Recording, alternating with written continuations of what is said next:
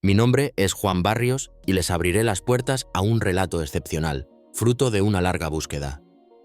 Les invito a no apartar la mirada, pues el estallido de los hechos trascenderá lo imaginable. Deleitémonos con esta historia. Decían que la prisión de la sombra era una tumba de hormigón en medio del desierto mexicano, inescapable. Y tenían razón, hasta que encerraron a un hombre que entendía el tiempo mejor que nadie. Esta es la historia de cómo Emilio el Silencioso Ríos, un maestro relojero sentenciado a 50 años por un crimen que no cometió, usó el objeto más inofensivo de todos, una cuchara, para cavar un túnel de 200 metros durante 5 años. Es la historia de cómo el alcaide que lo despreciaba terminó ocupando su lugar en la oscuridad, y de cómo la paciencia puede romper cualquier muro. Narrador. Y antes de ver lo que sigue, ya le diste me gusta, ya te suscribiste. Me encantaría leer en los comentarios desde dónde me acompañas. Así que cuando Emilio sintió el frío del metal en su mano esa primera noche, no sintió miedo, ni desesperación. Respiró el aire viciado de la celda, sintió el polvo rasparle la garganta, miró la cuchara de peltre abollada, su única herramienta, y se hizo una promesa silenciosa. Cada segundo que me robaron, lo usaré para recuperarlos todos. Y entonces, comenzó a cavar. Propósito. Retroceder al momento justo en que comienza la acción, creando tensión inmediata. Esta parte de la historia corresponde a la fase 2. Narrador. 20 minutos después de la primera campanada del toque de queda, el aire en la celda de Emilio olía a polvo de cemento y a sudor frío. El único sonido era el eco distante de las botas de un guardia en la pasarela metálica y el latido furioso de su propio corazón. El suelo bajo su catre, justo donde la pared se encontraba con el piso, tenía una pequeña imperfección. Una grieta casi invisible. Ahí, tiene que ser ahí. Es el punto más débil. Lo he estado mirando durante semanas. Es una locura. Una completa locura. Con una cuchara. Se reirán de mí. Narrador.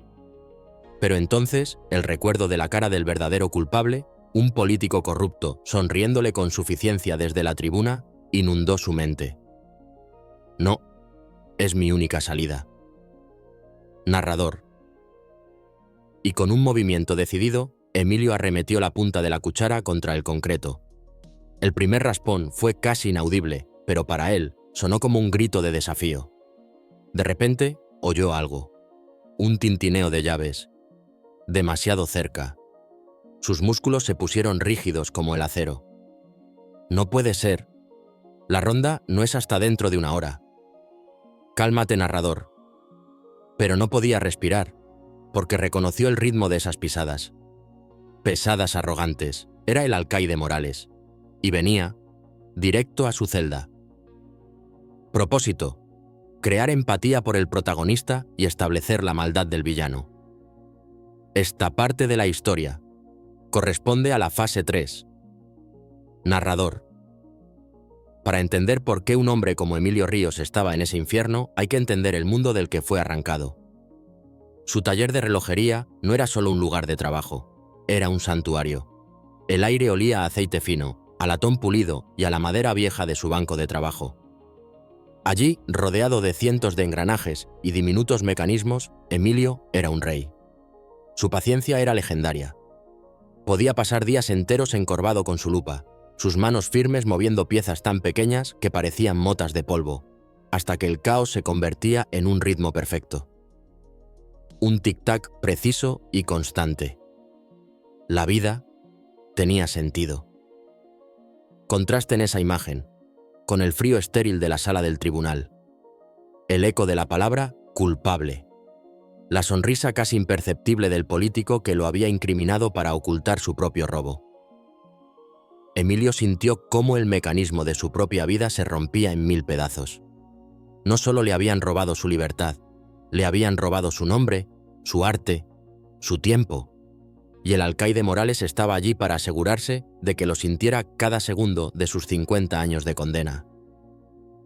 Morales no era simplemente un guardián, era un arquitecto de la miseria. Disfrutaba su poder. A menudo se detenía frente a la celda de Emilio, golpeando los barrotes con su porra. Todavía pensando en tus relojitos, silencioso, se burlaba. Aquí, el único tiempo que importa es el mío.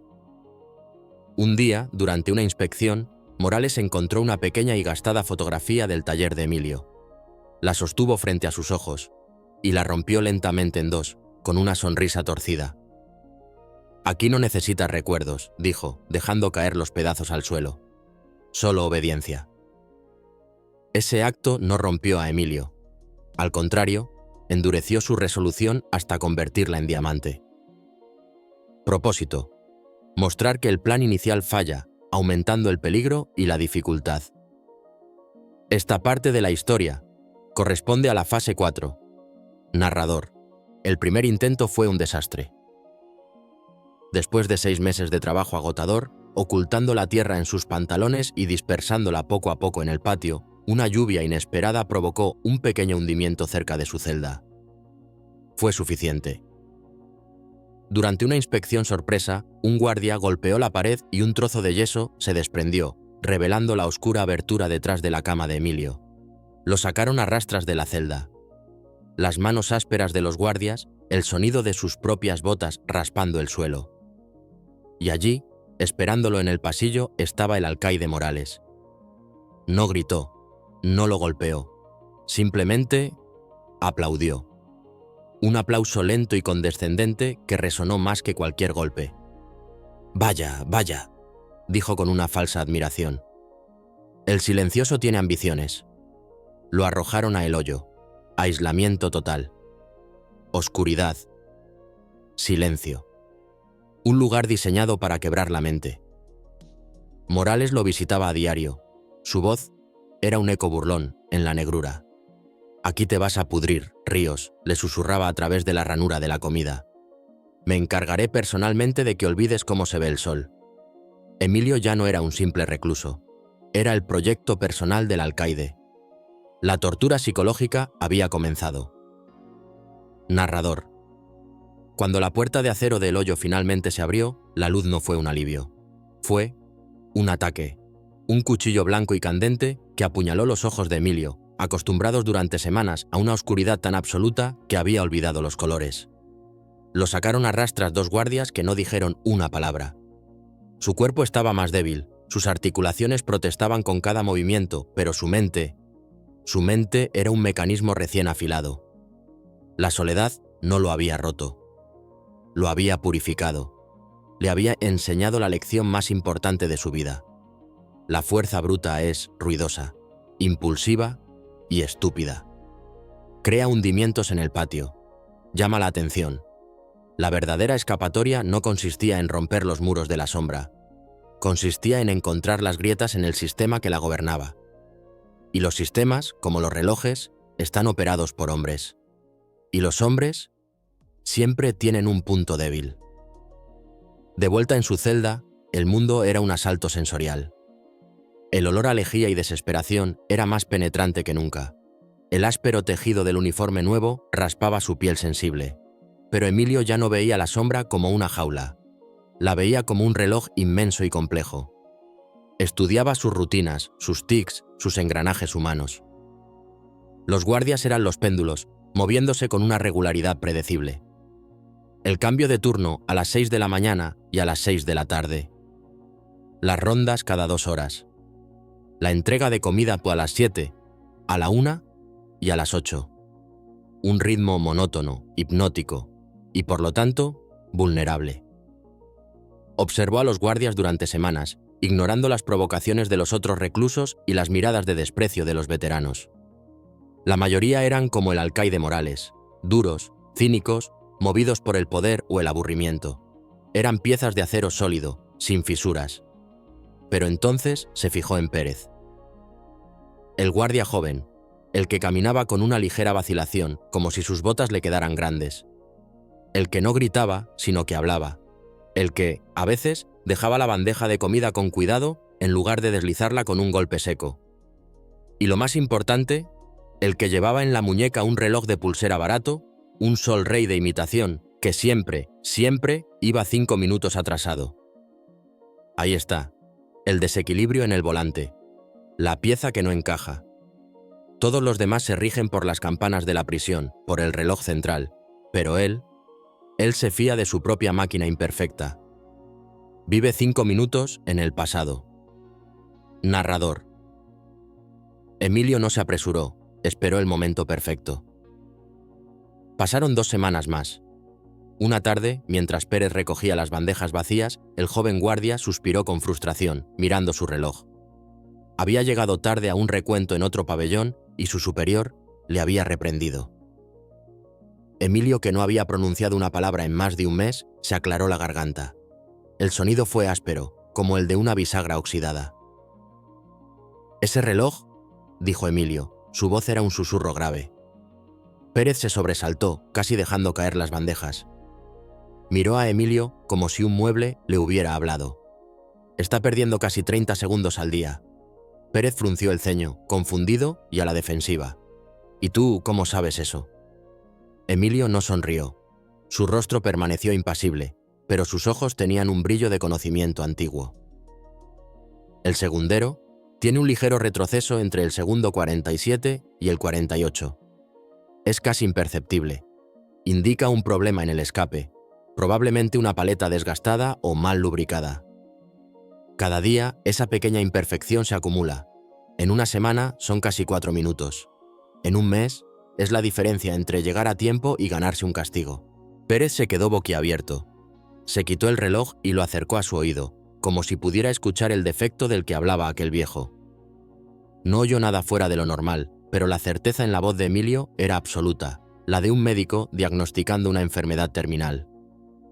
Yo era relojero», añadió Emilio en voz baja, como si compartiera un secreto vergonzoso. Y en esa simple frase, Pérez ya no vio a un criminal peligroso que había intentado escapar.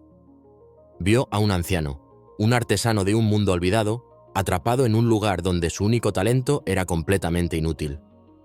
Sintió una punzada de lástima. Un relojero.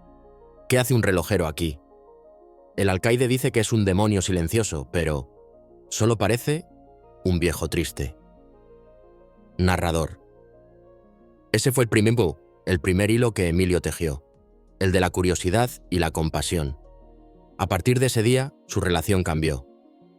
Pérez a veces se detenía un segundo más en su celda. «¿Y se puede arreglar?», preguntó una semana después, casi en un susurro. «Todo se puede arreglar», respondió Emilio, mirando sus propias manos. «Solo se necesitan las herramientas adecuadas y paciencia». La primera petición llegó un mes después. Fue sutil, casi una casualidad. El estofado de la cena era particularmente duro, lleno de trozos de carne correosa.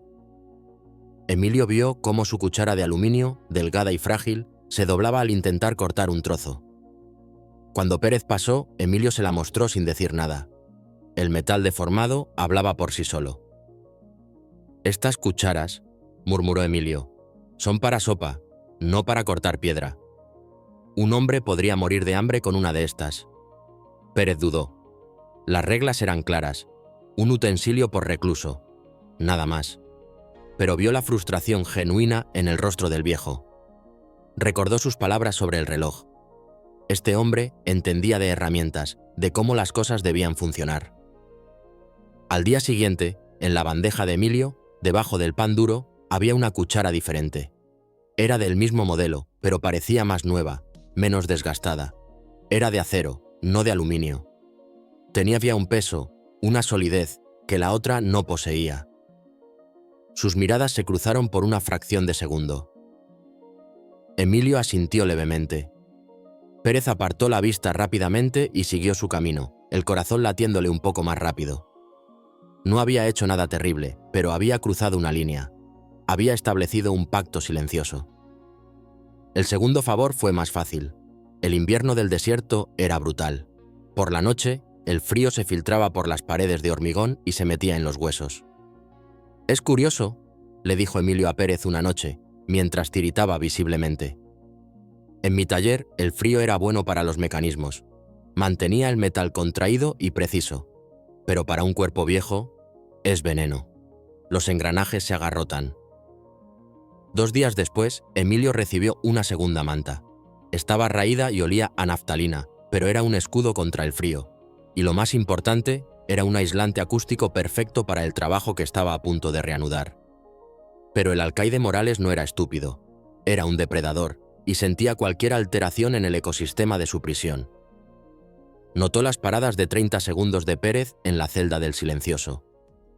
Notó el cambio casi imperceptible en la rutina.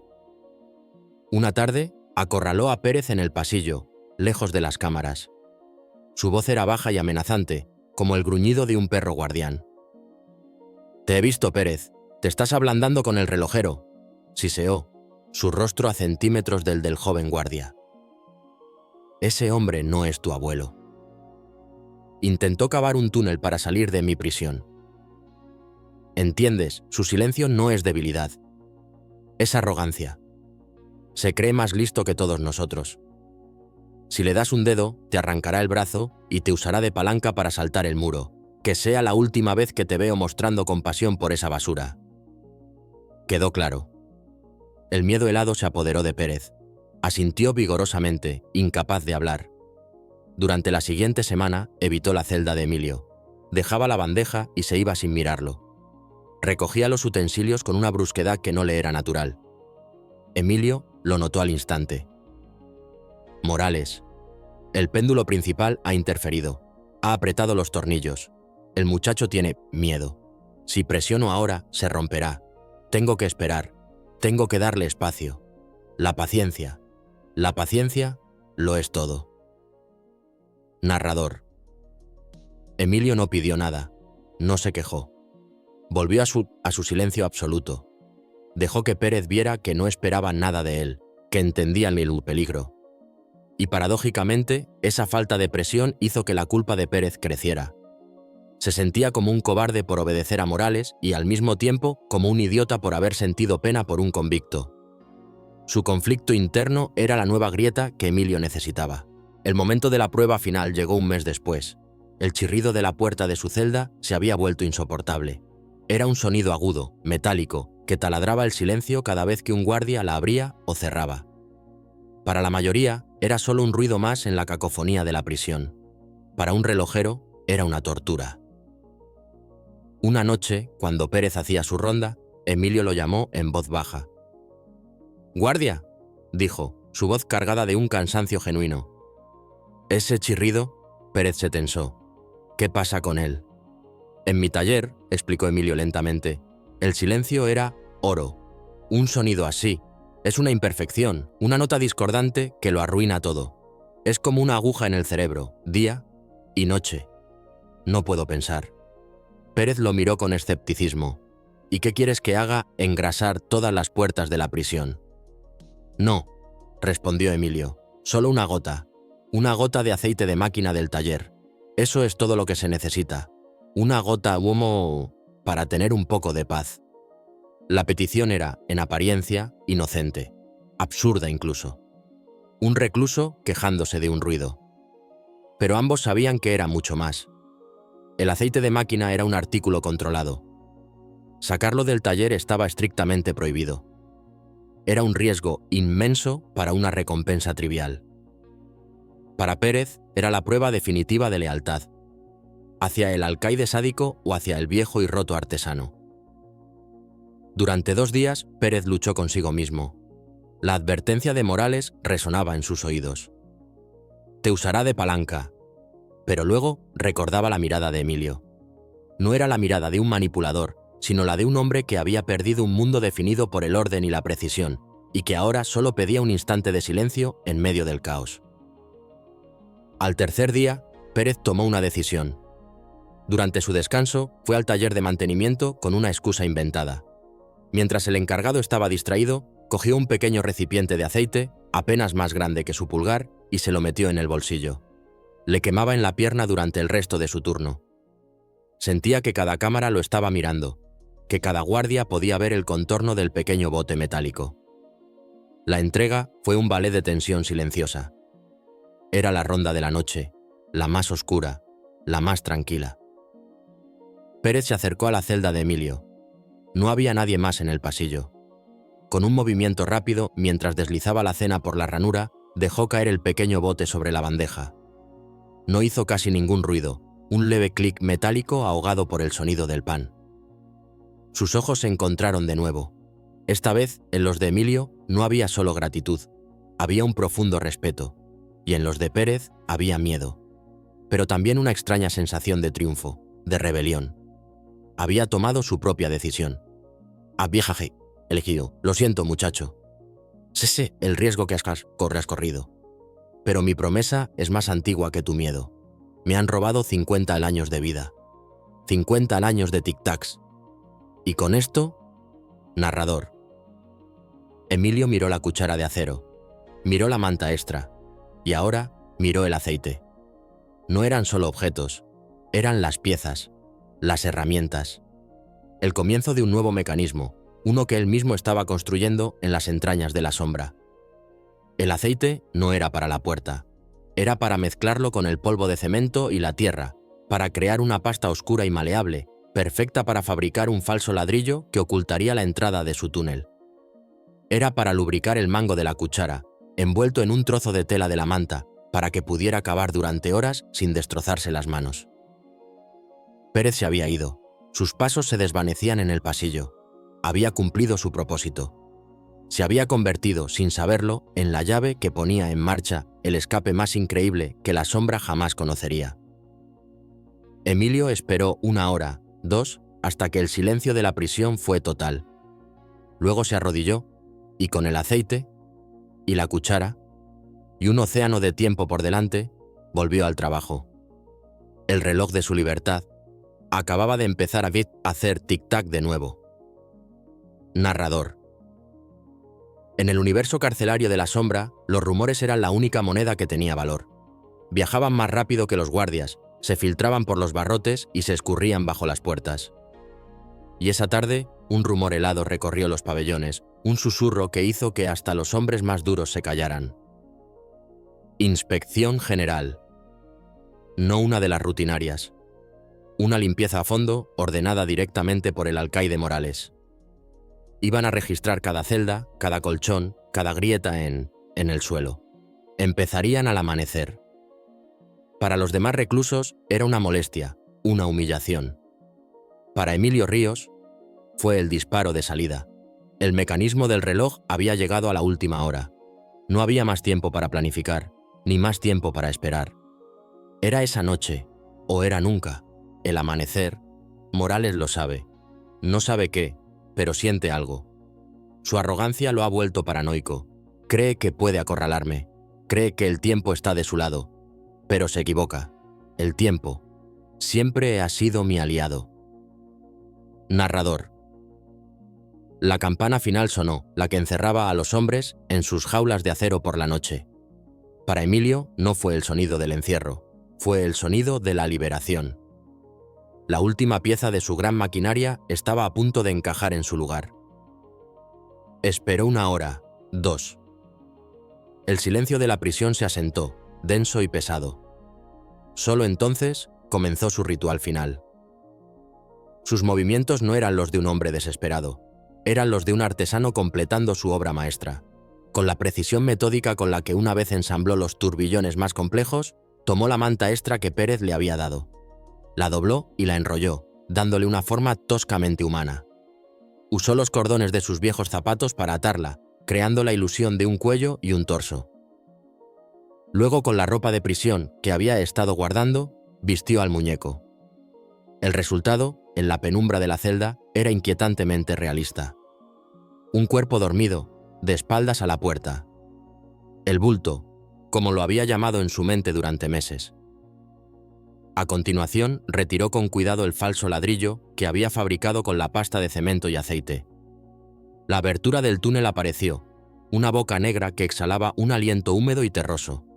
Era su creación, su camino, su única esperanza. Miró por última vez la celda que había sido su universo durante 5 años. Las paredes grises, el retrete de acero, los cientos de miles de arañazos que marcaban los días robados. No sintió nostalgia, ni tristeza. Sintió el frío alivio de un trabajo terminado. Adiós a esta caja sin tiempo. Narrador. Se deslizó dentro del túnel, de espaldas, moviendo el falso ladrillo para colocarlo de nuevo en su sitio desde el interior. El clic suave de la piedra encajando fue el sonido de la puerta de su tumba cerrándose por última vez. La oscuridad era total, absoluta. El aire era espeso, sabía a tierra y a sudor acumulado. Para otro hombre sería una pesadilla claustrofóbica. Para Emilio era el mecanismo interno de su escape. Conocía cada curva, cada raíz que sobresalía, cada bolsa de tierra suelta. Había tallado este camino con su propio cuerpo. Era una extensión de su voluntad. 200 metros. La distancia de 2 campos de fútbol, recorrida y rastras en la más absoluta oscuridad. El sonido era ensordecedor en su cabeza.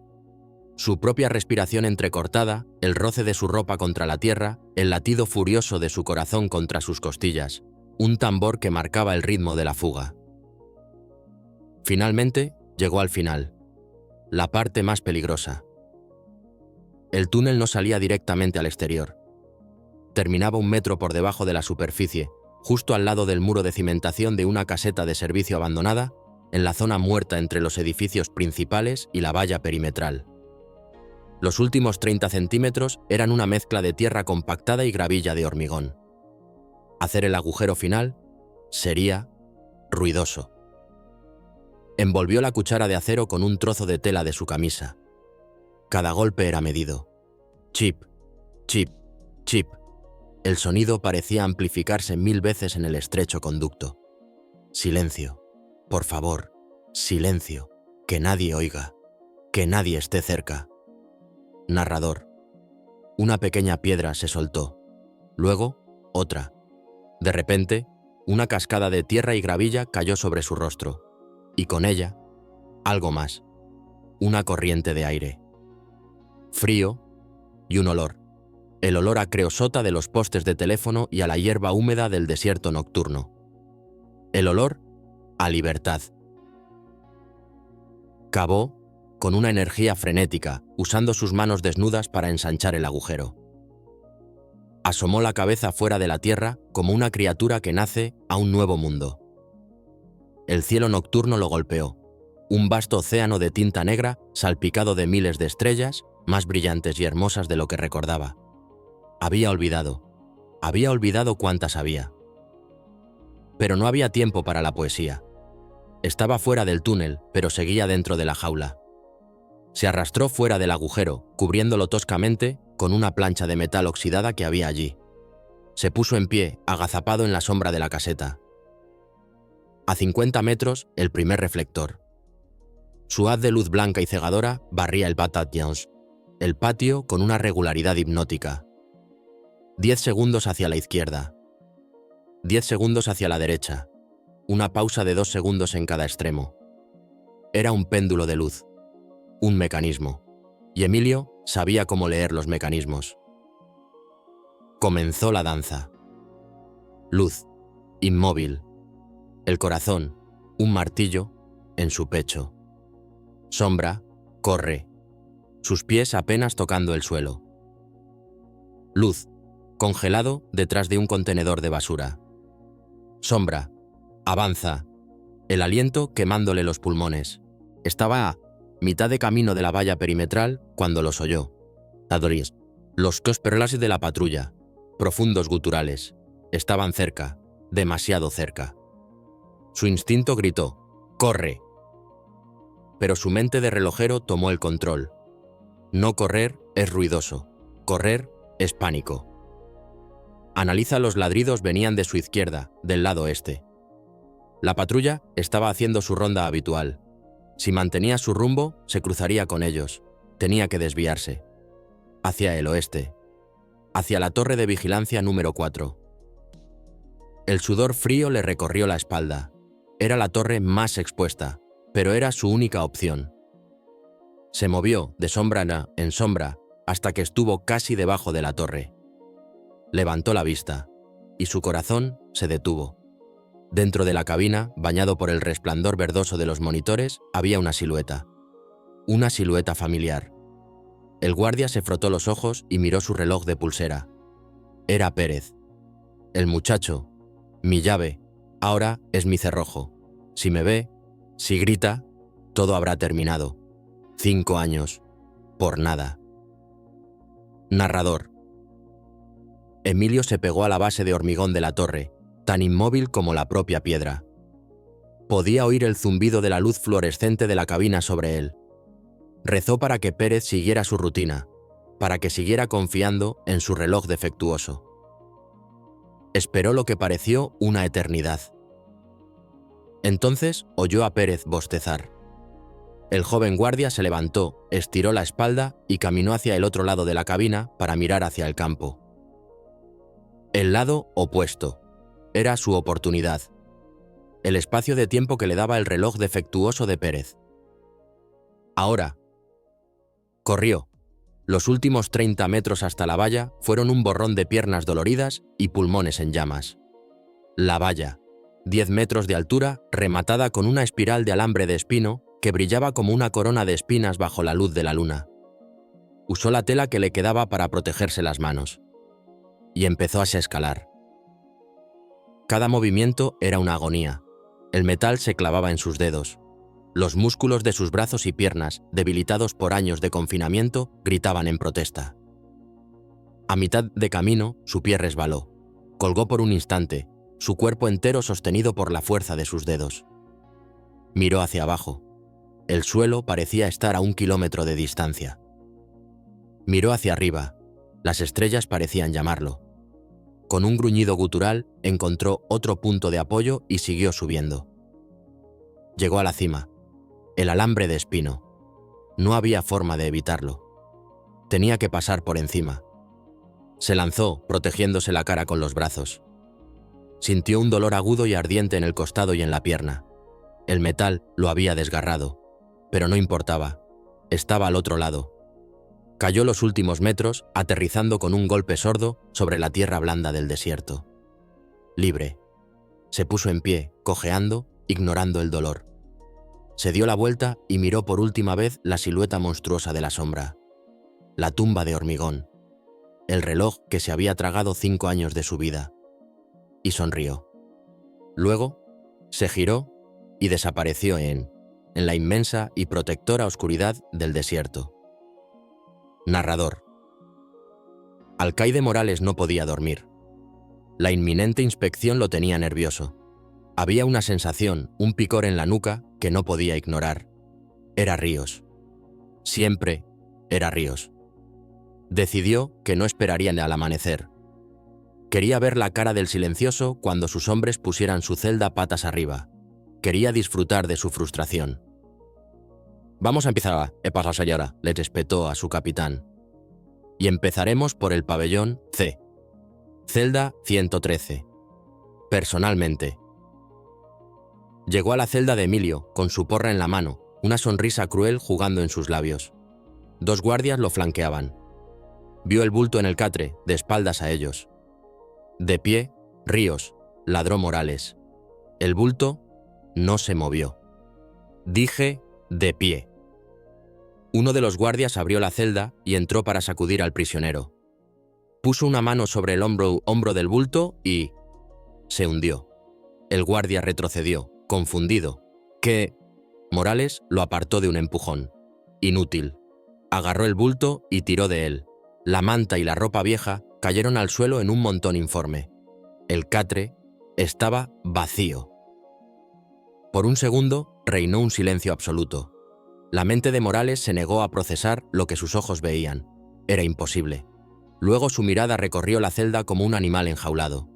Se detuvo en la pared, bajo el catre, en el ladrillo que parecía ligeramente diferente. Se abalanzó sobre él, golpeándolo con la porra. El falso ladrillo se desmoronó, revelando la negrura que había debajo.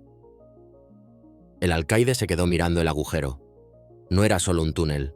Era un monumento a su propia estupidez. Era la risa silenciosa de un hombre al que había subestimado. La sonrisa cruel se desvaneció de su rostro, reemplazada por una máscara de incredulidad, luego de pánico, y finalmente de una rabia pura, primitiva y animal. Retrocedió unos pasos, su rostro congestionado, y entonces, de lo más profundo de su ser, surgió un grito. No fue una orden, no fue una palabra. Fue un rugido de pura frustración y derrota, el sonido de un rey cuyo castillo acababa de desmoronarse a su alrededor, derribado, por la paciencia de un relojero y una simple cuchara. El eco de su fracaso resonó por los pasillos silenciosos de la prisión que ya no controlaba. Narrador. La noticia de la fuga no se filtró. Explotó la sombra, la fortaleza inexpugnable, el símbolo del control absoluto del sistema había sido violada. No por un ejército, no por un motín, sino por un fantasma silencioso armado con una cuchara. Antes de que el sol de la mañana tocara las torretas de vigilancia, los helicópteros negros del gobierno federal descendían sobre la prisión, levantando nubes de polvo y pánico. Hombres con trajes oscuros y rostros de piedra tomaron el control. La sombra ya no era el reino de Morales, era la escena de un crimen. Y él era el principal sospechoso. Morales intentó jugar su última carta, la tiranía. Ladró órdenes, culpó a los guardias de negligencia, arrastró a un aterrorizado Pérez a la sala de interrogatorios, acusándolo de ser cómplice. Fue él, gritaba, su rostro rojo de furia. El relojero lo sedujo, lo manipuló, pero su rabia ya no infundía miedo. Infundía lástima. Era el rugido de un animal herido atrapado en su propia jaula. Fue entonces cuando llegó el paquete. Había sido enviado 2 días antes a la oficina del fiscal general con instrucciones de ser abierto solo si se confirmaba la desaparición de Emilio Ríos.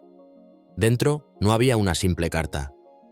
Había una obra maestra de paciencia, tan meticulosa como cualquiera de sus relojes. Era un diario. Cientos de páginas escritas con una caligrafía diminuta y precisa en papel de fumar, que Emilio había estado adquiriendo hoja por hoja durante años. El diario no solo contenía las pruebas irrefutables contra el político que lo incriminó, números de cuentas, fechas, nombres, sino que era, sobre todo, una radiografía del alma oscura de la sombra. Emilio lo había documentado todo. Cada amenaza de Morales, cada abuso verbal, la fecha exacta en que rompió la fotografía de su taller. Las palabras exactas de burla que le susurró a través de la ranura de El Hoyo. Incluso documentó, con la precisión de un ingeniero, la negligencia sistémica de la prisión. Las raciones de comida insuficientes, la falta de atención médica, la forma en que los guardias, por aburrimiento o crueldad, ignoraban las reglas. Cuando los investigadores le leyeron a Morales sus propias palabras, sacadas del diario de Emilio, su arrogancia se hizo añicos. Se encogió en su silla, su rostro pasando del rojo al gris ceniciento. El hombre que se creía un dios dentro de esos muros fue reducido a un matón de patio de colegio, cuyas crueldades habían sido registradas para la posteridad por su víctima más silenciosa. Lo despojaron de su insignia, de su uniforme, de su poder. La última vez que los reclusos vieron a Warden Morales, iba esposado, con la mirada perdida, siendo conducido por el mismo pasillo por el que tantas veces se había pavoneado. La ironía final fue devastadora. Por falta de espacio en la cárcel local, lo retuvieron durante 48 horas en una celda de aislamiento en la sombra. Su celda. La celda 113. Narrador. Narrador. Mientras el mundo de Morales implosionaba, el de Emilio se expandía con cada doloroso paso. El desierto por la noche no era silencioso. Era un concierto de susurros. El viento peinando los matorrales, el lejano aullido de un coyote, el crujido de la arena bajo sus pies. El dolor en su costado era una brasa ardiente, pero cada punzada era un recordatorio. Estoy vivo. Estoy fuera. Caminó durante horas, guiado por las estrellas, que también conocía desde las noches solitarias en el patio de la prisión. Finalmente, al amanecer, llegó a una carretera solitaria, una cicatriz de asfalto en la inmensidad del desierto. Allí, junto a un viejo cartel de refrescos descolorido por el sol, esperaba un camión de ganado oxidado. El conductor, un anciano granjero con un rostro surcado de arrugas como un mapa, no hizo preguntas. Era un viejo cliente, un hombre cuyo reloj de bolsillo familiar, una reliquia de la Revolución, Emilio había restaurado milagrosamente una década atrás. Una deuda de honor. El viaje en la parte trasera del camión, escondido entre fardos de paja que olían a tierra y a vida, fue un purgatorio. Cada bache era una tortura para sus heridas. Pero cuando el granjero finalmente se detuvo en un pequeño pueblo polvoriento y le entregó una mochila con ropa limpia, algo de comida y un fajo de billetes, Emilio sintió algo que había olvidado: la gratitud. Subió a un autobús de tercera clase que se dirigía al sur. Durante 36 horas observó a México pasar a través de una ventana sucia. Vio niños jugando al fútbol en calles de tierra, mujeres vendiendo flores de colores vibrantes en los mercados, parejas de ancianos caminando de la mano. Cada escena era un pequeño milagro, una puñalada de belleza y de tiempo perdido. Se sentía como un fantasma, un hombre fuera de su época, observando un mundo que había seguido girando sin él. Los ruidos, los olores, la simple visión de un horizonte que no terminaba en un muro de hormigón. Era abrumador. Tuvo que cerrar los ojos, respirar hondo y recordarse a sí mismo cómo vivir segundo a segundo, no año a año. Narrador. Su destino no era una ciudad bulliciosa ni una playa paradisíaca. Era un pequeño pueblo de casas de adobe blancas anidado en las colinas. Allí, en una modesta casa al final de una calle sin pavimentar, vivía su hermana. Allí, ella cuidaba de su madre. La fortuna robada por el político corrupto no solo le costó a Emilio su libertad, le costó a su madre la atención médica que podría haberla salvado. Cuando llamó a la puerta, fue su hermana quien abrió. Se quedó paralizada. Sus ojos se abrieron como platos. Las lágrimas brotaron antes de que pudiera pronunciar su nombre. Se abrazaron en silencio durante un largo rato, un abrazo que contenía 5 años de miedo, de cartas sin respuesta, de desesperanza. «Está en el cuarto del fondo», susurró ella finalmente, con la voz rota. No habla mucho ya, pero sabe, creo que sabe». Emilio caminó por el pasillo. El aire olía a manzanilla y a vaporub, el aroma de su infancia. La habitación estaba bañada por la luz dorada del atardecer. Y allí, en una cama junto a la ventana, estaba ella, su madre. Era tan frágil, una pequeña ave acurrucada bajo las sábanas. Su cabello, antes negro como el azabache, ahora era una fina capa de nieve. No la despertó. Se sentó en una silla de madera junto a la cama y simplemente la observó respirar. El lento, rítmico ascenso y descenso de su pecho.